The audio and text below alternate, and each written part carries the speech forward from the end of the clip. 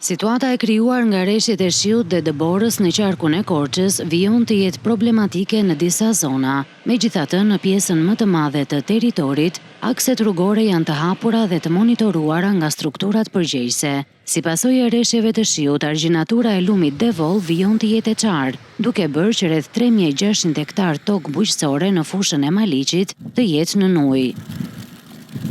Ndërkohë, nga rreshtet e dëborës nuk raportohen problematika serioze, por ngricat kanë krijuar vështirësi në disa segmente rrugore. Aksi Qaf-Pllocë Shqukës mbetet i bllokuar ku po vijon puna për pastrimin e inerteve, ndërsa në rrugën e fshatit Dardhas po punohet për krijimin e një bajpasi. E bllokuar vijon të jetë edhe rruga për në fshatin Denas, ku ndërhyrja pritet të kryhet sapo të ulet niveli i ujit.